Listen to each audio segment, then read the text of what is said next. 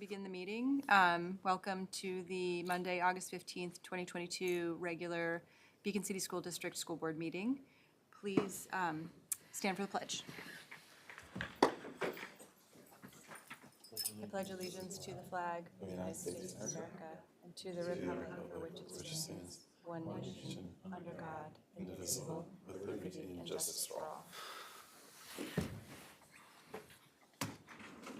Oh, sorry. Please stand again for a moment of silence for Harry Lynch, who served as president of the Beacon City School District School Board, Maxine Moody, who served as a fourth grade teacher for 34 years, and Gail Sandra Schiller, a retired teacher for the Beacon City School District.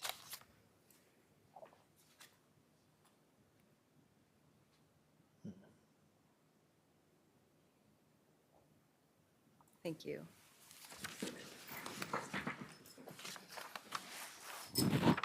Roll call, Kelly? Delayed. Mr. Galloway? Excused. Seat? Here. Ms. Cush? Excused. Mr. Singh? Here. White? Here. Mr. Wolf? Here. Ms. Statler? Here. Here, thank you. Matt, can you review the fire exits, please? Exits are in the back of the LGI. Thank you. We're going to begin with open to the public. Is there anyone here that would like to make a public statement? Seeing none, we're going to move on to our workshop. We actually have a three-part workshop tonight. The first is the public hearing on the code of conduct. We are legally obligated to have a public hearing. So can I have a motion to open the public hearing on the code of conduct? So moved. Second. Third. Comments or questions? All in favor? Aye. Opposed? So we're 1, 2, 3, 6. I'm in favor, passes 6-0. The hearing is open. Are there any comments from the public on the code of conduct? I'll make a quick comment. Sure. We made some pretty minor revisions to the code this year. Any change requires this, public hearing format. We cleaned up just a little bit of, there was some names in there that needed to come out of administrators who don't work here anymore. We did include just a slight change in language about things that happen outside of school, whether they're altercations or social media issues, even though the law says it has a nexus with school and that we can, treat it like another, disciplinary incident. We wanted it to be a little bit clearer in the code itself. And we also, obviously, we support students or staff who wear masks. The pandemic is still going on, but there is language in the code just about masks that cover the entire face, like a ski mask, and that we would ask students to wear a different mask. And so they're pretty minor. I spoke with the policy committee. We will do a more thorough review of the code. We did a huge overhaul 3 years ago, and so we'll do a more thorough review this year just to kind of see how it's all going. But it has been going well for the last few years, so that's just. I'll just put that out there. After a more major revision, Yeah. 2 years ago? Yep. Does anybody else have any comments or questions in the public or from the board? Thank you. Can I have a motion to close the public hearing on the code of conduct? So moved. Second. Laura, comments or questions? All in favor? Aye. I'm also in favor, passes 6-0.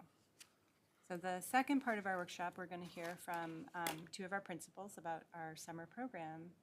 Right.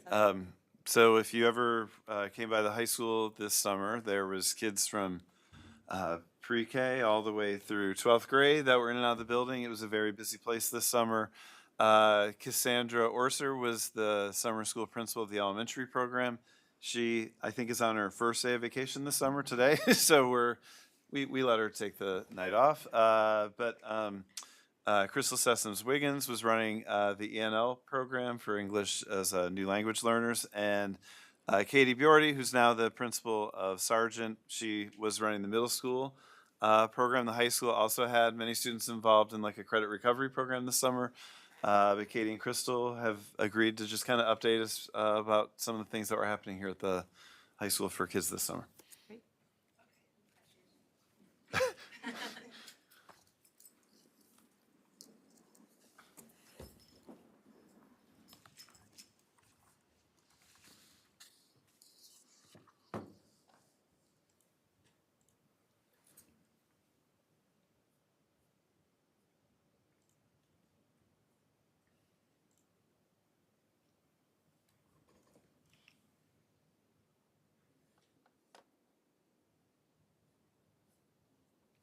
Can't tell if that's me or you, Mike. Okay.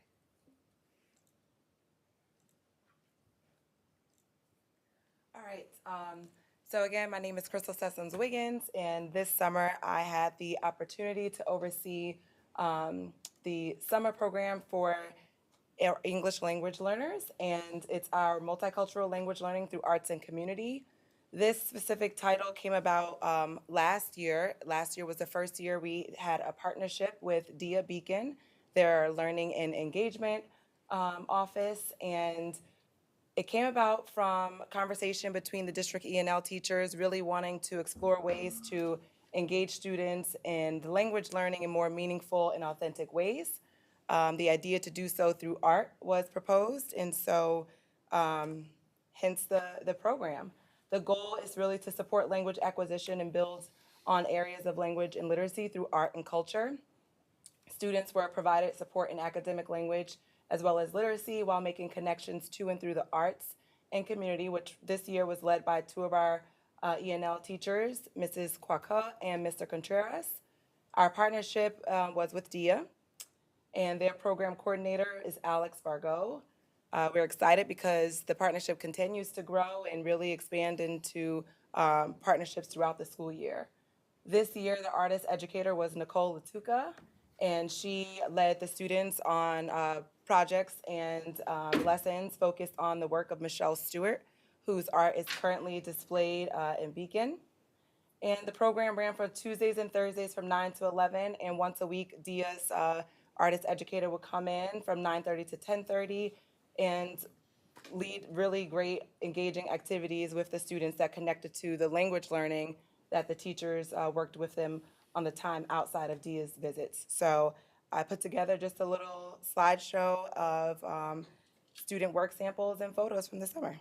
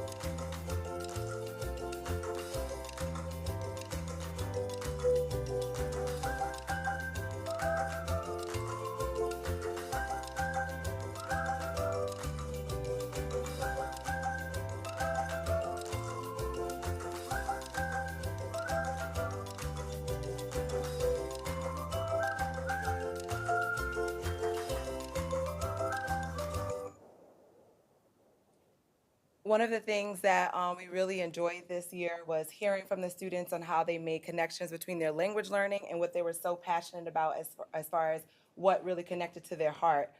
Students reflected on their learning about pigment art and using natural materials for art. Some of them shared experiences from memories they had from home. You'll see one student was included on there, spoke about their time in Honduras and spending time in the sugarcane fields, and other students spoke about artwork that they used to do and playing with mud and natural materials in their hometown. So it was really great to see students feel validated and just to enjoy language learning in a new and engaging way. So we look forward to how the partnership will grow. And on this coming Thursday, the students, their work is going to be displayed at DIA. We have a special showcase, and their families are invited to attend.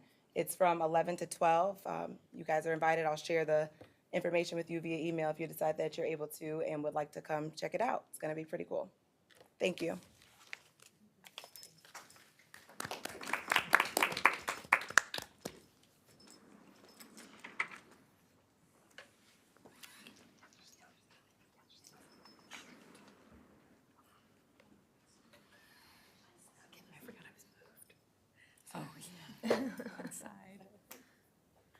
So, good evening, everybody. I'm also going to present Cassandra's presentation that she put together, so I'll start with that.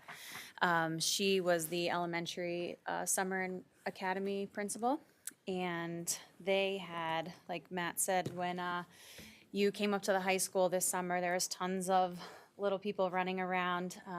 They had such a robust program. It was really amazing. We structured our programs the same way.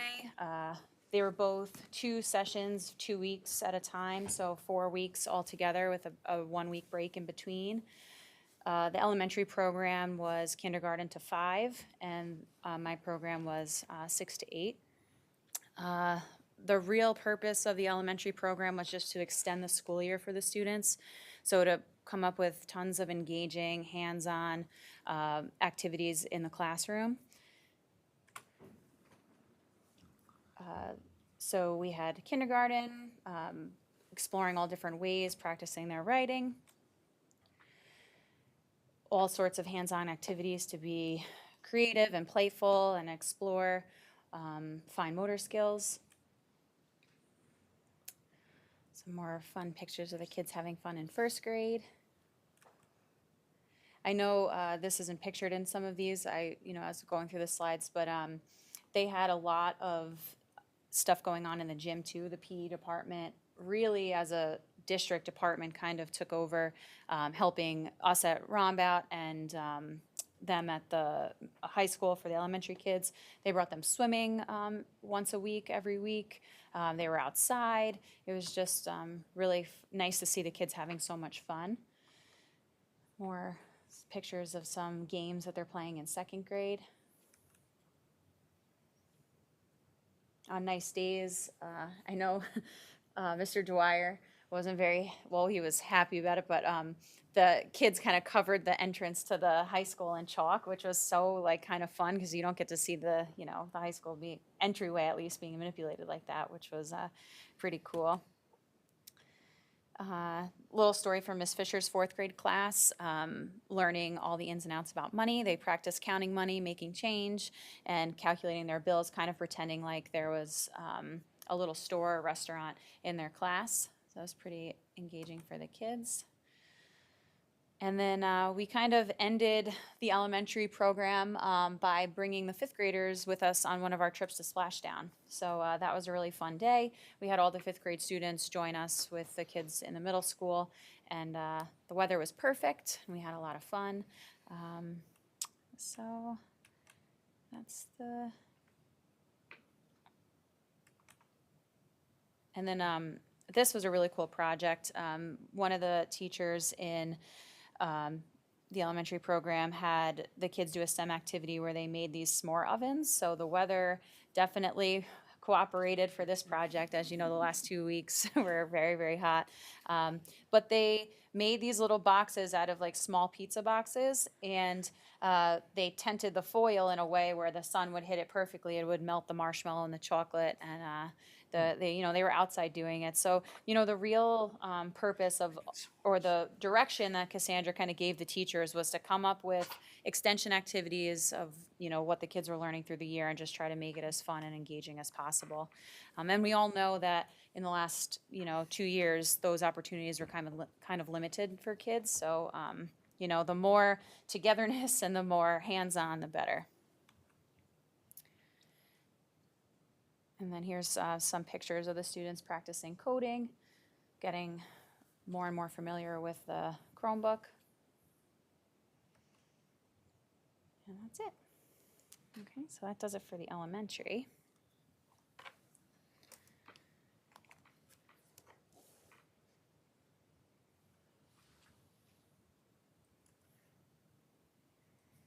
So again, similar structure. We ran 2 sessions 2 weeks at a time. Our main goals for the middle school program was to extend the curriculum and try to create as many hands-on opportunities for the students as possible. There was also a big emphasis on trying to allow space for students to have fun with their peers and really work on those interpersonal skills between one another, kind of form deeper bonds with each other and the staff that was working with them. I was really pleased with how many of our teachers really stepped up to help run this program. We had a ton of interest. We had waiting lists for both sessions.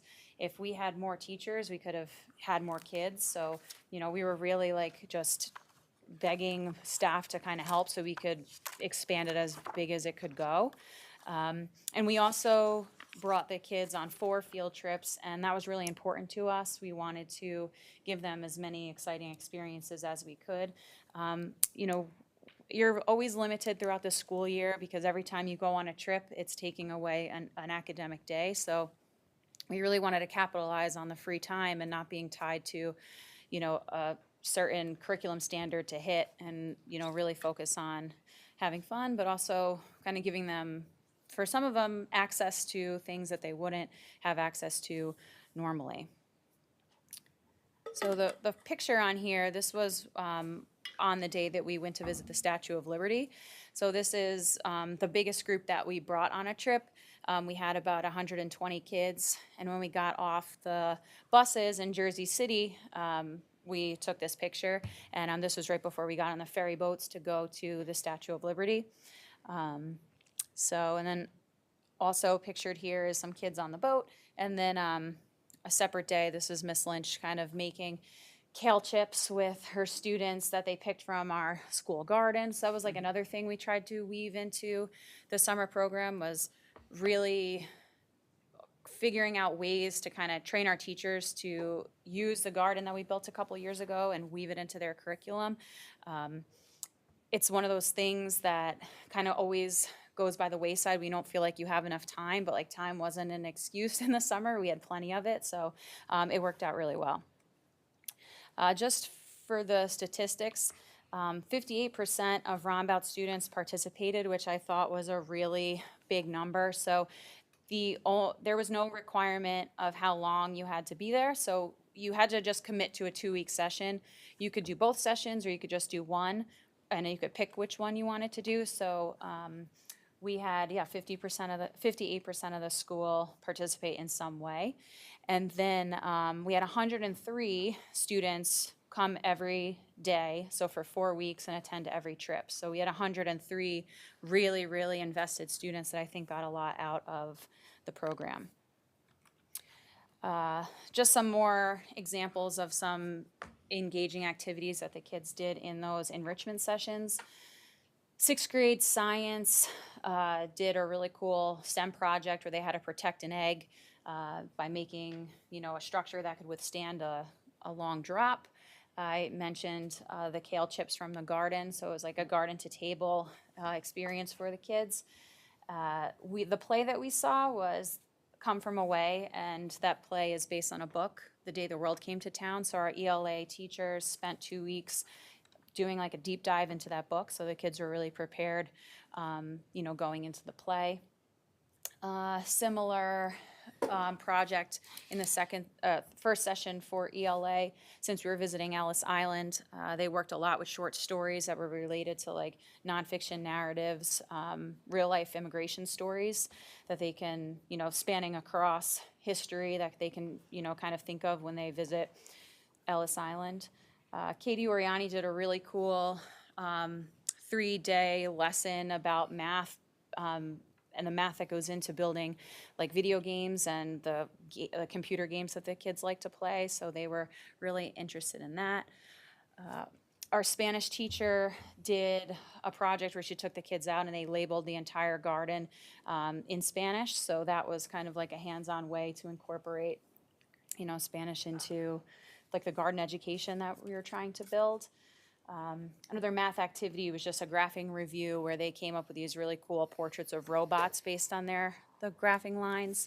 And then embedded into all this, we also ran like a concurrent program for students who needed to gain credit recovery in Spanish 1. So at the middle school level, Spanish is really the only high school credit-bearing course. So any students who didn't pass Checkpoint A or the Spanish 1 class, we ran like a credit recovery program simultaneously to this, so they can be set up nicely for the high school and not have to retake Spanish 1.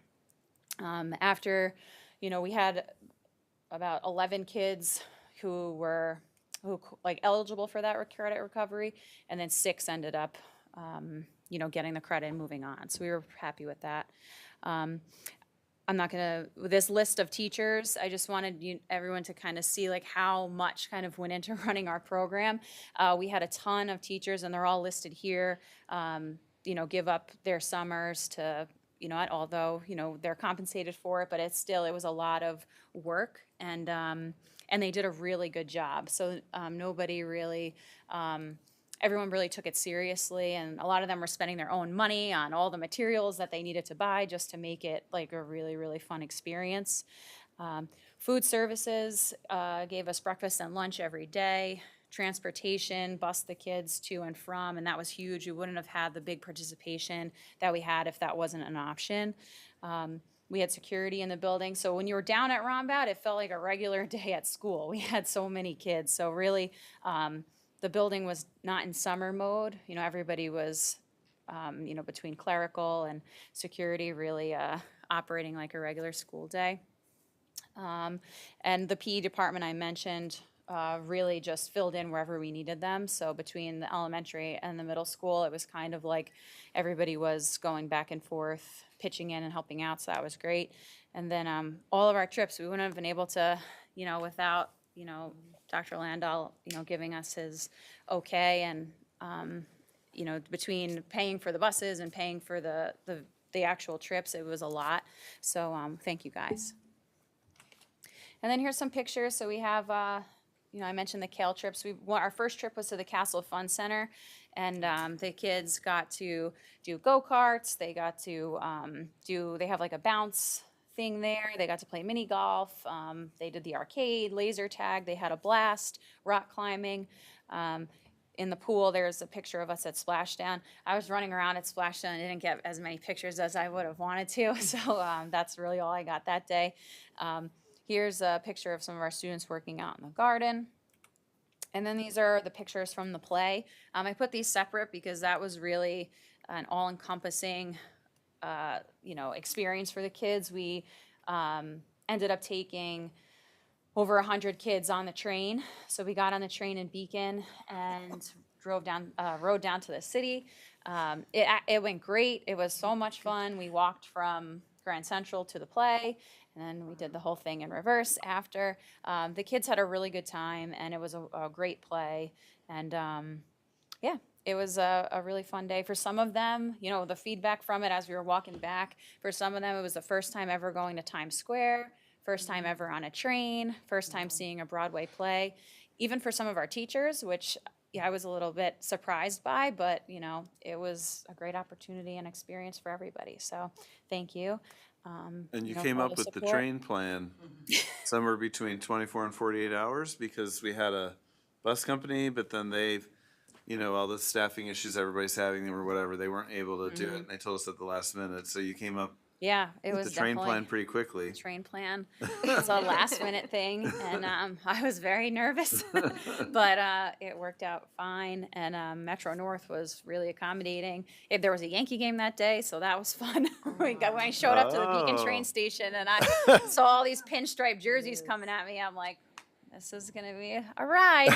So, but they gave us our own car, and it was with a bathroom, which middle schoolers, 100 middle schoolers on the train.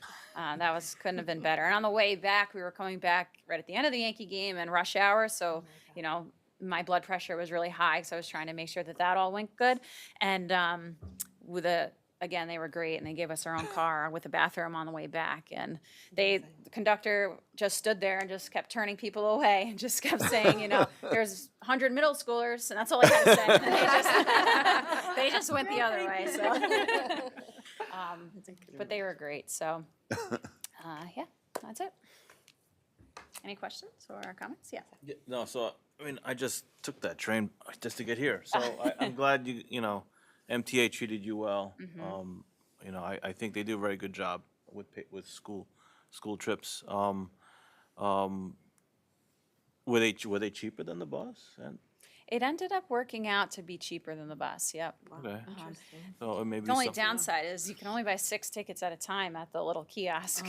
Oh, they made you buy. They didn't do So a I was group? there for a long time. Oh my gosh. They didn't do an advanced group thing. Well, You they had to do it. You until could have fall. do a, yes, you could, but we didn't have the time. I see. We were under the gun. All right. I am concerned when teachers have to spend their own money. I mean, are we not funding the program enough, or? No, no, you are. I think they were just really excited by, I think it was something that they kind of wanted to do, and I don't think anybody went out and spent an absurd amount. I think it was kind of, they just got like really close and, connected with the kids and just wanted to, I don't know, just I guess a time saver maybe. Okay. But yeah, now that we kind of know, last year we ran this program and it didn't have as much participation. I think because I was involved with running it last year, and I think when we kind of flipped the lens of it being more of an enrichment program and not like a punitive, you have to go to this because you didn't meet this certain bar, we got so many more kids, and it was, I think, way more positive. So now that we kind of know, we can plan better for, the next year, and then we can come to you and ask for money. So this was amazing. I mean, really just incredible to look at everything that happened and the experiences that the students had. I'm wondering about from like a professional development standpoint, because, you were saying that teachers are under such time constraints during the year, and a lot of times you just get into a place where you have to go with what works and not take risks exactly. Is there any way to have the teachers and administrators who participated in this program do something on the professional learning day where they talk about what they learned about being more sort of hands-on and project-based? And also, I love that idea of the goal being connecting on the interpersonal and developing stronger relationships. And I think that's such an important thing right now, and I'm so glad that was one of the things, especially at the middle school level, that was a goal for this program. I also didn't get a chance to mention on the multicultural language learning. I mean, I think that was awesome. I think personally, the child that reflected on the sugar canes of Honduras, kind of hits home to me. I would get a lot of those stories when I was at the border for 2 months. It is a bit of a culture shock to come here, and it's good that we're actually making them feel comfortable and making them feel that they belong here as well. Just briefly, the bulk of the funding for the big elementary and middle school program did come from American Rescue Plan Fund, so we've used that money to plan even for next summer. But then after that, I've mentioned to Meredith and Flora that it could be an area of like board advocacy, because Beacon has really used these funds well and for their intended purpose. And these summer programs have really been successful, and so like that federal funding will have a drop off in a year, and I would imagine parents and kids are going to assume that this is we're going to be able to do this every year, so we can certainly work on budgeting for that. But it would be great for the folks in DC or Albany to recognize that sort of coming out of the difficult period of the pandemic isn't just over in 1 or 2 years. Like, kids need a lot for years to come through that. And just also jumping on what Crystal, Katie, and Cassandra via the slides were saying, you see more and more like research coming out of like the whole pandemic slide or whatever you want to call it, that a lot of districts and researchers and practitioners are figuring out that it's a lot of things like this that help kids catch up way more than what Katie described, like the forced you have to go and and there's like a whole negative thing attached to it. This makes a huge difference for a lot of kids, and so thanks for all the time and energy that went into it. I know the parents and kids really appreciated it. Yeah, thank you so much for coming to tell us about it. And I'm so moved by this to see, that these kids had a great summer. And hearing that there's a waiting list, I always want to think about how could we serve all the kids that want to participate. And I mentioned this to Matt, I'd like us to think about how we can capture this with data, because I feel like that's a way that we can advocate for the funding. It's, definitely case studies are nice, and these personal stories and the pictures that it's great to have this, because this is such a really impressive and moving story. But people love numbers also, so that might be a little bit more complicated. But I think, we might see it in all areas in terms of discipline, in terms of reading levels, in terms, all of these things. And I think we should really try to capture it this year so that we can begin to advocate for the year. Because I would love to see Beacon continue this beyond this funding. One more thing about like the data. So Cassandra and I weren't able to use PowerSchool as like a student management system in planning this. So only because of, summer school for the high school kind of going on, and then like the rollover that happens in order to plan for the following year. So we didn't want to delay any of that. So we used our Family ID system that kind of has been traditionally used for athletics. Yeah. But it worked out really nicely. So we do have so for every kid who participated at the elementary level and middle school level, we have all of the data, there to kind of, we can run a ton of reports to kind of look at different things. Yeah, and I think in addition to that, like you can run those reports. Like what I work in is research and data, so those numbers are really important. But then if you can add color, because people latch onto story very clearly. So if you have, the number of kids who it was their first trip to New York City, or the number of kids who it was, and if there's a way to do a survey where it was just even like a couple of simple prompts, like what did this make you curious about? What does this make you want to do next? Anything that sort of shows that this links to like opening a world or learning, then that makes us put together a stronger story for advocacy. Great, yeah, we could definitely follow it up with that. And, sorry, go ahead. Do we know how many participants there were in the ENL program, the elementary and the middle school? And then you said there was a waiting list for the middle school. Like how many kids were put on a waiting list and stuff because they Yeah, were We excluded? had 360 participated in the middle school and 8 on a waiting list. And the 360 number came from just how many seats in the class times how many teachers we had to teach. And then The elementary, I think Cassandra had about her number was, 1 over the course of the 4 weeks. And then for ENL, we had 15 students. Some of them were also participating in Summer Academy, which runs a little bit longer as far as the length of the day. And so on Tuesdays and Thursdays when the ENL program was going on, they would just come down the hall for those 2 hours and then go back and finish up their day at Summer Academy. Did they have to miss some of the elementary academy? They did, but their preference and their priority was the ENL piece. Well, if there's a way to capture attendance in the, We have that, yes. like, so if you could compare year over year, attendance in Summer Academy in the past and who finished the program versus who finished when this was going on, that would also be a powerful tool to show a story that this could, if it increased their participation and their attendance, then that would be helpful to know. And then did all the kids that went, you said you had 4 field trips at the middle school, did everybody from that session go on the field trip, or did some people not take advantage of it? it was a part of the requirement in order to go on the trip that you attended the enrichment session. And we did it week by week. So if you wanted to go on the Thursday trip, you had to attend the sessions leading up. Did anybody attend the enrichment but not go on the field trip?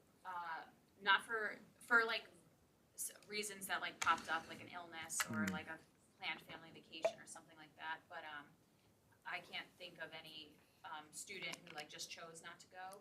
It was, it was pretty much like a carrot to get them to do the work that they weren't getting graded for. And how many typically went on the field trips? Do you know how many kids for each one? Yeah, I do.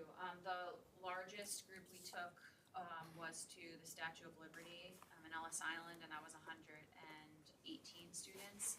And then we took like about 90 to Splashdown, and then the other 2 trips were about 100, like just a little over 100. So cool. Is it possible over the long term to sort of compare outcomes for the students who attended, say like how they were doing at the end of last year compared to how they do at the beginning of this year, like in the first few months or Definitely, something? and we even have now, we've had some students, there was a lot of students who participated, you know, last summer, who re-enrolled this summer.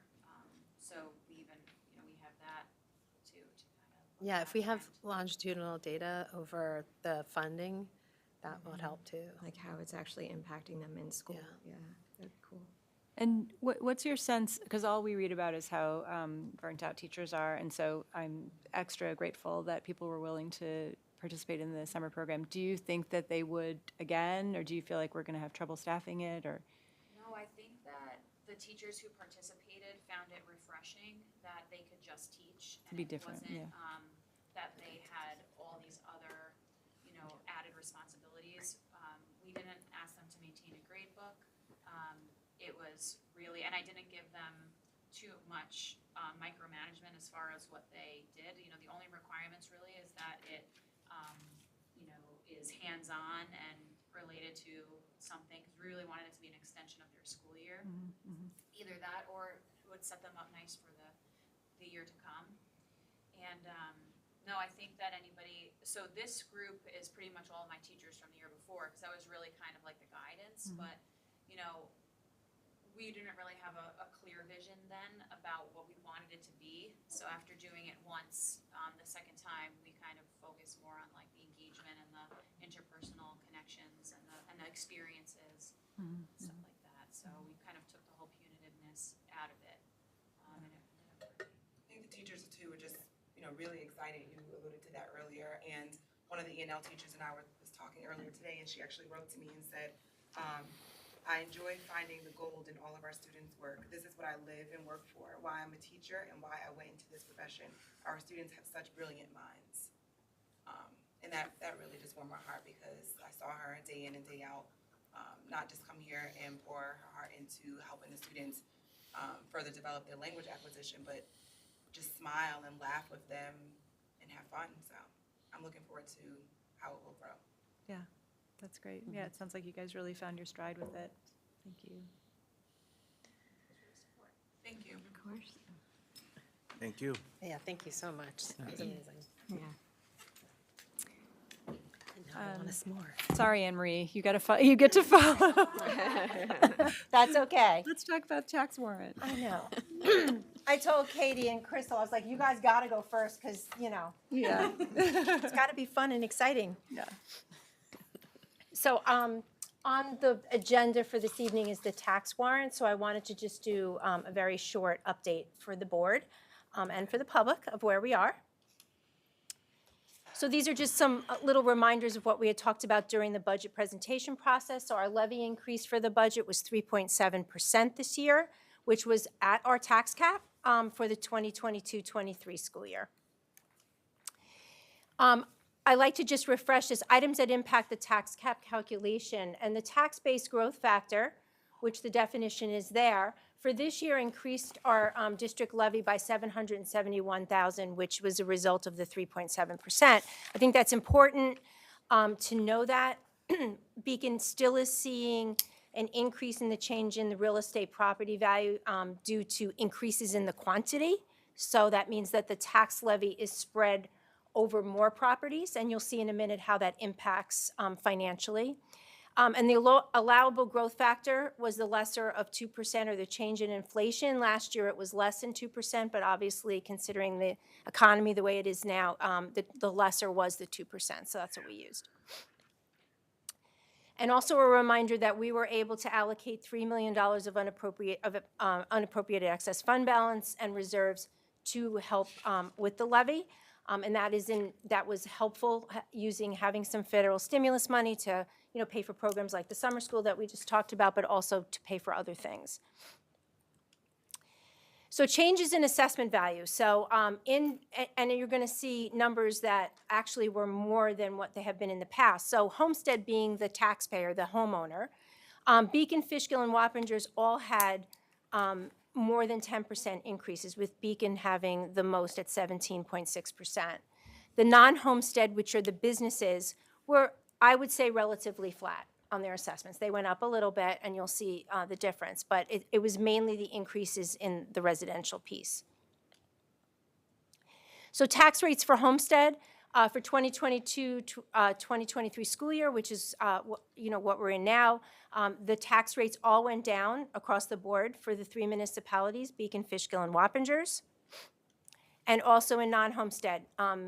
So it did go down, even though the assessment values didn't increase that much. Still, the way it's all spread out, it's still decreased for businesses as well. This is a comparison. So I actually went back a little bit further. I usually use 2015-16, but I went back to 2011-12, so over 11 years. So 11 years ago, our tax rate's about the same. So I wanted to do. I thought it would be important to kind of show a bar chart. So 11-12 talks about that year about $13 plus $13, a little over, and how it increased and how it's progressively decreasing. So I thought an important aspect, so you're basically going over 11 years and your tax rate is where it was 11 years ago. So I think that's an important factor for people when they get their school tax bills. So just to give a comparison, and again, I looked at the median values of homes just to see. Beacons didn't raise that much, which I was kind of surprised about. But again, it shows the decrease. So if you have a median home value of $304,700 with the star exemption, the basic star exemption, your taxes should go down about $339 based on the tax rate decrease.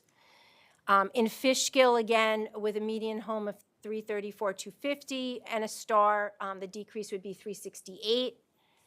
And in Wappingers, with a median assessed of $294 with basic star, the decrease is $332. So that's about the same amount, give or take a couple of dollars across Beacon, Fishkill, and Wappingers. So that does put us in a good place. We were able to raise the budget to the tax cap based on what our community has here and the increase in our residential properties. Our tax rate per thousand for the individual homeowner has gone down, which is great. And again, I'll take any questions. The tax bills, once the warrant is approved, the tax bills will go out. In probably the beginning of September, we'll start collection. So I just wanted to give an idea to the board and also to the community what to kind of anticipate going forward. Does anyone have any questions? How is our tax rate comparing to the rest of the county or the area? So our tax rate per thousand is in the lower portion of Dutchess County. I previously, I think, did a slide either during this budget or a former budget of where we kind of stand in the county. So we are in the bottom portion of the tax rate per thousand. So we're able to do things within our schools and not really put the burden as a great deal to taxpayers as some of the other communities locally that are paying taxes. And what's our state aid rate percentage? Our state aid rate is in the high 40s, between 45 and 47% of our total revenue. You look like you have a question. Yes.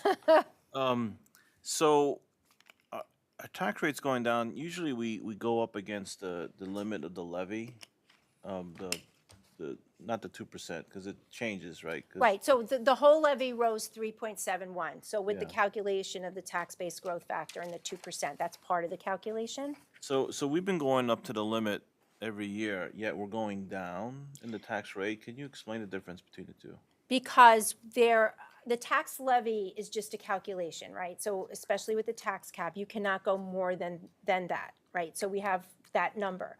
But that tax levy number is being spread over more properties across the three municipalities.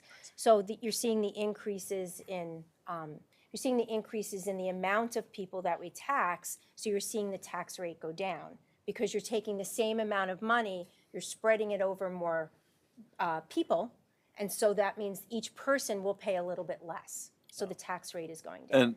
And also, the assessed rate of our homes is going up. Yes. But, so there's two, right, there's two pieces of that. The It's like those assessment- two factors drive the tax rate itself down. Right.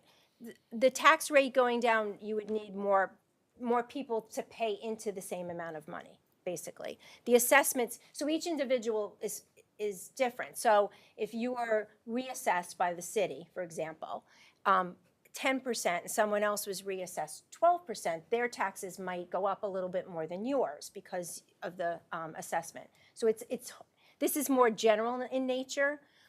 Each individual person will go down. You know, if your assessment remained the same, your taxes would go down.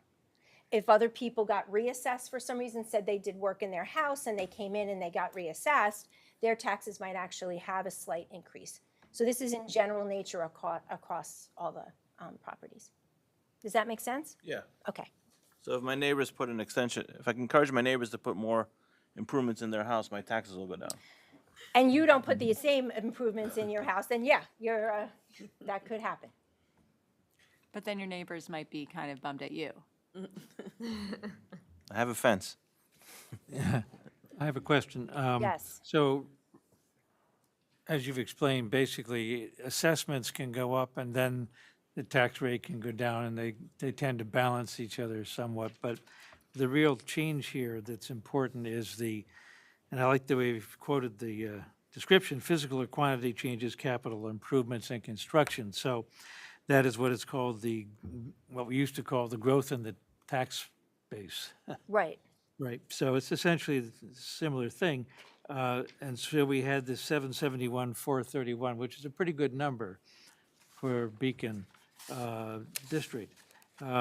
Where did most of that come from? Was it residential or commercial or what? Can you tell? Well, from the change in the assessments, it's residential. Not on businesses, because we didn't see a huge increase in the assessments Right. for business. So the 771, that was an increase when we were calculating what the tax cap could be. And that takes into consideration, that's a state number that comes from Albany. And we usually do have the highest tax base growth factor in the county because our community is very unique than other communities in the area around us. Yeah, on the fund balance and reserves, how does this number of 3 million compare to what we've typically seen in past years? We got some ARPA money in here. Right, we usually use about 2.5 million, so we used 3 million this year. Okay. Good. It's interesting to look at the numbers for the tax rate per thousand. So when you translate that into what it comes out to for, and thanks for the bar chart. That's a nice Got a visual, addition. kind of see Yep. where we were. It does. So, so the tax increase on a home with an assessed value of $304,700 in the city of Beacon, Woodstar, is a decrease of $339. But then the person's assessment has probably gone up by what, 10% or something? So I reran the reports just to see like what the median would be to try to just give an idea, you know, like I said, each person is individual. Yep. Also to take into consideration each year, so you have your assessment, you reduce it by your STAR exemption, and then you calculate it per thousand. And the STAR exemption continually goes down every year too. So like it's kind of, I actually do the calculation one year versus the other year just to see what the difference would be. So assuming everything kind of stays the same, or if say, I'm making this up, but say the city of Beacon raised everybody's assessments 10% across the board. If that were the case, then everybody would be raised to a different level and they'd still have a decrease in their taxes. There was quite a bit of increase this year And in the city, yeah. there was, and there are also a lot of properties that came on the tax roll versus other years. So we were able to get them on as well. So all in all, it's a pretty good report. I think so. It's good news. Yep. Okay, Okay, very good. Thank you. everybody good? Thank you. Thanks, Anne Marie. Thank you. Can I have a motion to, I had a follow-up to, not for Anne Marie, but, so the tax rate's going down because the tax base is going up. Have we seen an increase in students? No. No. Oh, interesting.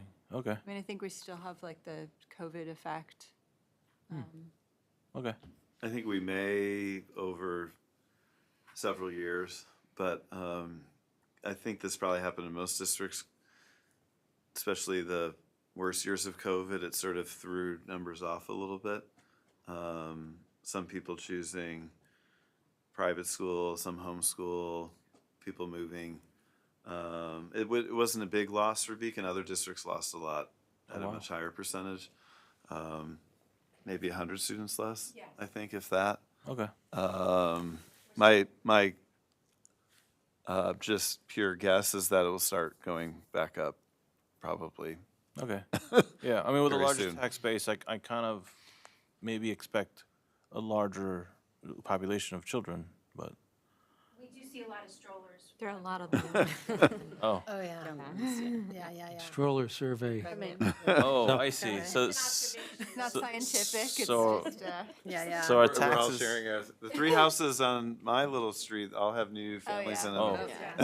Neighbors, I think it's coming.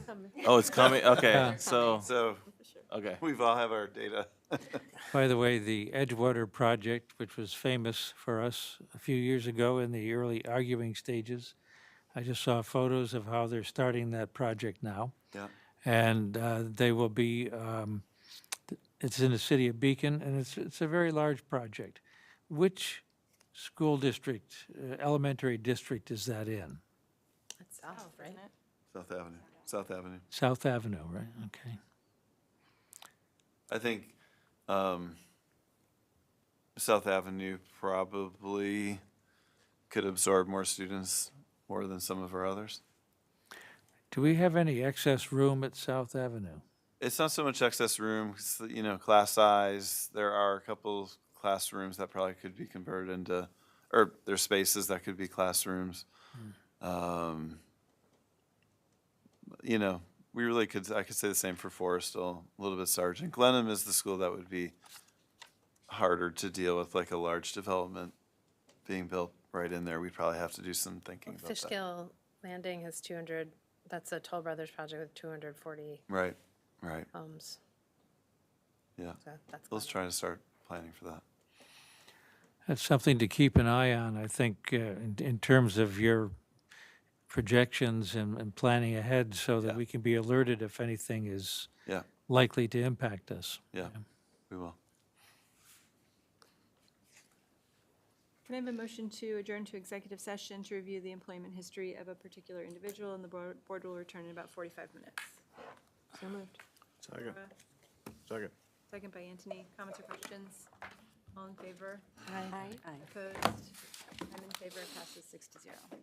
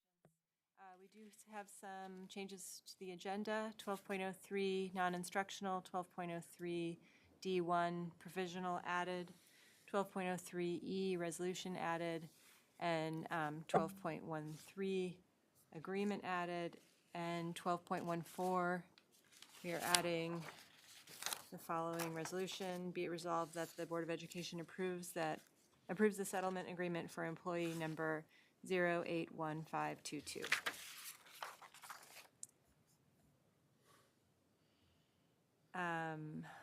Are there any parent groups or student school presentations? There's no one in the audience, so I'm assuming not. Superintendent's report. All right, thanks, Meredith. I just have a very quick update, but I have some slides to just organize my thinking. Just going to do a very brief update on strategic planning tonight. There'll be more substantive updates in future board meetings. I'm going to update a little bit on some of the administrator professional development that either has taken place this summer or is in the future. And then just a couple thoughts on some slight changes with board meetings. So first, strategic planning.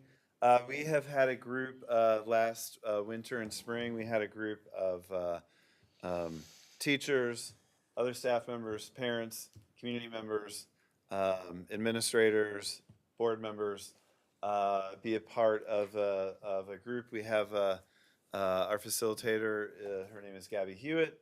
We're working with Ed Elements through a COSER with BOCES, so it's been really cost effective, and she's really helped guide us. So this is where we are right now. This is not a finished product. And you'll see like the values, those belief statements either came from board goals or the beliefs that we came up when we worked on this 3.5 years ago with Jonathan Costa. We do right now have a different mission and vision. We're still kind of working on tweaking this a little bit, but the main thing we're going to be working on this fall, starting right away, is we have these pillar focus areas. So we have academic excellence, unique opportunities, high quality curriculum, and community engagement and involvement. I should also say, besides the 22 people that are on this committee working on this, we had about 500 people fill out the survey last spring where really those focus areas really came from.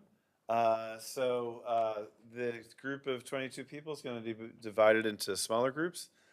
Working on each of those areas. We're obviously are already working on some of that. So some of the strategic planning is going to reflect work we've already done. But then we'll have it mapped out and there'll be lots of new thinking as well. And there'll also be a communications plan with the strategic plan once the foundation of it is complete. But I wanted to just show you that, work is happening. I'll be doing some sharing with the community in the upcoming weeks. The tentative plan right now, I haven't talked with this in depth with Meredith, but Gabby can attend the next board meeting virtually, or she can attend a meeting in September virtually, where she would talk a little bit more in depth about the process, talk about her role as a facilitator of the work. I think another thing that we want to also incorporate, you see many of the board goals are incorporated here. But work with the board on making sure those things are aligned as well. So we've had a lot of curriculum work happening this summer. We've had curriculum work going on for the last several years where we're trying to ramp that up. With COVID, or at least COVID policies receding, we see a lot more opportunities for community engagement and involvement. Academic excellence is focused on student engagement, and the unique opportunities is something. I'm going to talk about administrative PD in a second, but many of the administrative team attended a Learning 2025 conference, which is the American Association of School Administrators. It's primarily a superintendent professional development organization, but this was a lot of administrative teams, especially around the East Coast, attended this. It was a lot of sharing. It was really talking about the future of learning. There was one presenter, superintendent outside of Chicago. Just because I grew up there, that was not my bias. Several people on the team really liked him and told me to go hear him out. But he really talked eloquently about increasing opportunities for students, especially extracurricular, especially college level classes for all students. we'll be talking more about that when we roll some of this planning out. But we're excited. And I just wanted to kind of just show where we are. There's a lot of work behind this, and you'll be seeing a lot of the work going forward. But a lot of the input came from that really big survey we did last spring. So I talked about some of the next steps. Gabby Hewitt's going to attend a board meeting virtually to get a little bit more detailed about the process. We're going to form these design groups to flesh out those pillars. And then we'll be back to the board after the Gabby update. We'll be back to the board later in the fall. We've had a lot of, the last couple of years with COVID, it seems like so much of our time this summer was prepping for the upcoming school year, getting our health and safety planning in place. Almost all PD was virtual, if it even existed. So we really scaled back the 2 previous years' administrative professional development that we've done. But we've really worked against that, or worked to provide a lot more this summer. So like I said, we had a lot of members of the administrative team attend the American Association for School Administrators Learning 2025 conference. They have a sort of a sub-organization within AASA that's just called Learning 2025. It's a network of districts. We don't belong, but it's a network of districts that really are trying to be forward-thinking with providing everything they can to prepare students for this ever-changing world that we inhabit. So many of us attended that June 2022. We're doing a lot of small focus administrative workshops on things like DASA, legal issues where our attorneys come. They came and worked with us on DASA and 504 planning and IEP planning, other things like communication. We're also going to be hosting leadership workshop and Institute on Inclusion and Diversity, or leading with those things in mind, on August 24th. So that's next week. We're partnering with 4 or 5 other districts in BOCES to do that. And it's actually going to be Louvel Brown, the superintendent of Ithaca, is going to be hosting it. He did a thing with BOCES last year.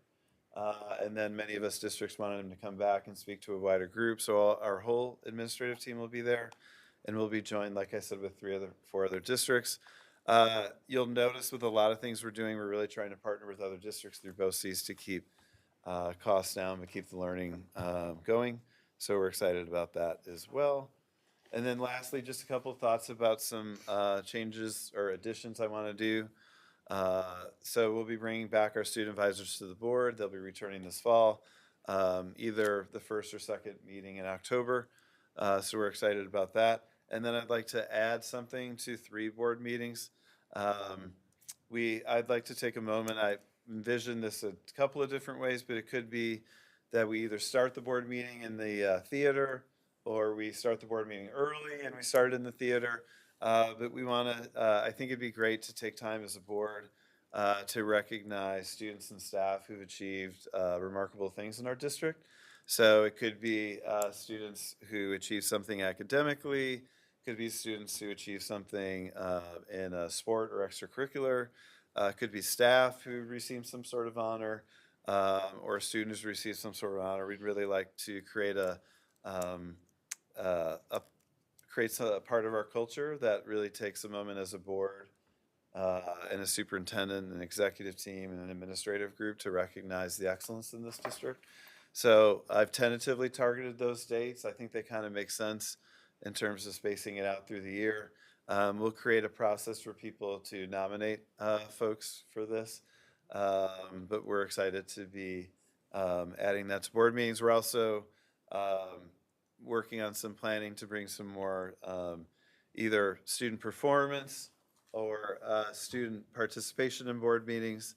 And obviously also bringing a richer data focus this year in board meetings as well as a goal. So I just wanted to, again, the slides aren't super exciting. The slides earlier today were 1,000 times more exciting, but I wanted to just provide quick updates on some things that we're working on. Any questions? Yeah. Craig?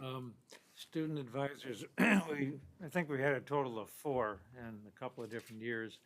I would say 3 out of the 4 performed reasonably well and were of some value. Another one just didn't show up very much, but I wouldn't want to see that kind of situation repeated. I also wonder, how do you go about this process? And is there a student voice in the selection of these students who are representing them? There hasn't been in the past. In the past, I've asked for applications and I interview them with the high school principal. So we could add a student voice to the process. I hadn't thought of that. Or if maybe there's a student council and is still functioning here? Is Oh, that- yeah.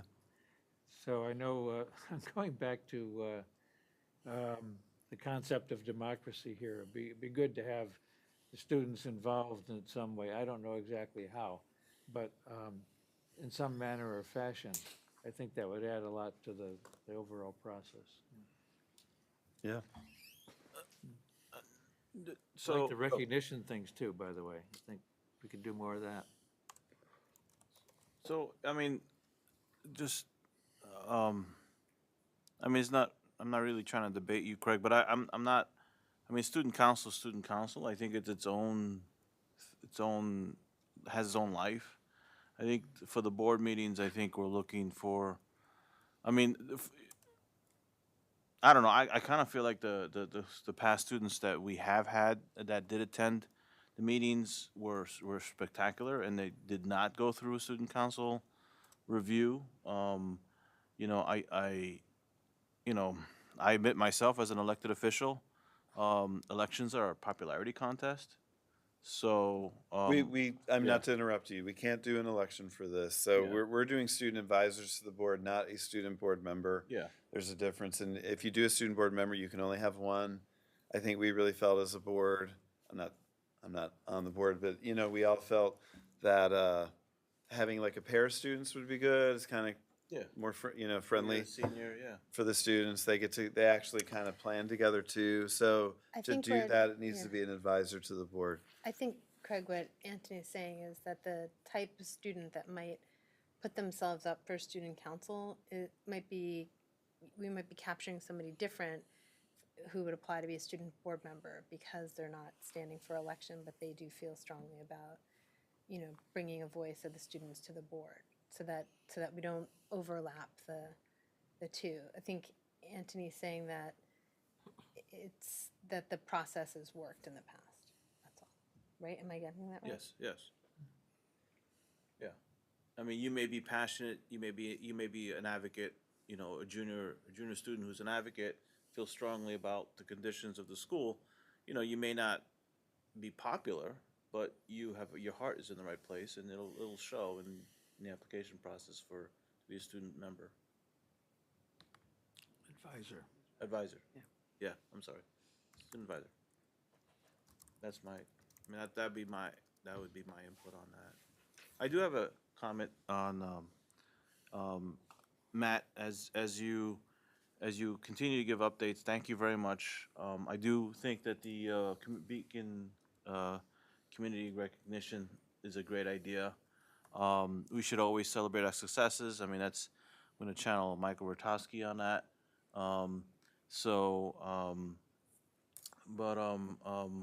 You know, I do. I also want to hear more about some new, you know, what's up and coming, what's new. Like, I think STEM is something that we haven't heard in a while. So I'd like to hear more on that. Okay, thanks so much, Matt. All right, thank you. Next up, committee reports, including board comments. Craig? No comments. Anthony? Sorry, I do have comments. Good night. Good evening. So the policy committee met on August 1st. We did discuss three policies: the independent education evaluation, the foreign exchange students, and changes to the code of conduct. And those are on your agenda for tonight for first reading. Also, I want to thank the school district for making the Rombout Middle School parking lot available for the bicycle rodeo last Sunday. The bicycle rodeo is run by the City Beacon Rec Department and was also assisted by the City Beacon Police Department as well as New Vance Health. And 40 kids About 40 kids came by and got helmets, bicycle helmets, and they were taught bicycle safety. They also had a little obstacle course. At some point, there were so many kids at the obstacle course, it was like, they were just, having fun. But definitely there were kids there who were learning to get off the training wheels, and that was also a good time to get tips and to try to learn how to ride a bike. So I want to thank the school district for making the Rumbout Middle School parking lot available, and hope to see more of those joint ventures in the future. End the report. Thank you. Kristen? Only a comment of thanking the administrators who presented the Summer Academy summaries. It was really great to see what happened and extremely inspiring. And so thanks for all the hard work for everyone who participated this summer. And then no comments beyond that. Thank you. Eunice? No comment. Anthony? No comment. Oh, Flora? I just want to say I'm excited about the potential for the summer program to expand, and I'm really excited we're going to get student reps back on board. Me too. I have no comments.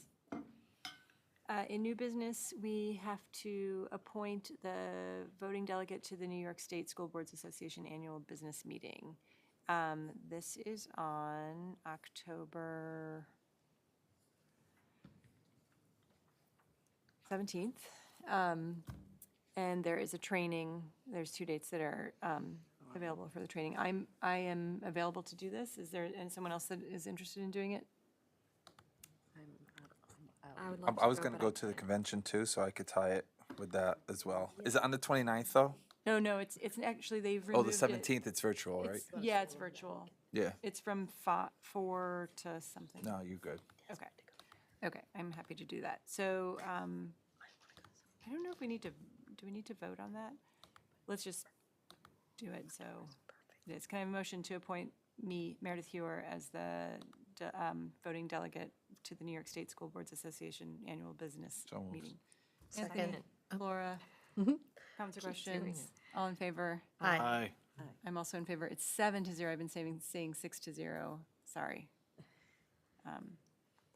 And can I have a motion to approve the tax warrant for the 2022-2023 school year? So moved. Second. Anthony? Comments or questions? Anne Marie, thanks for your presentation earlier. Kelly, can you do a roll call vote?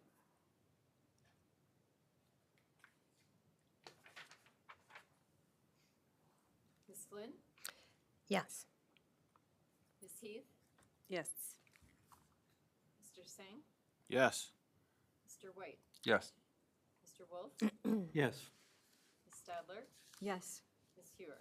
Yes. Passes 7-0.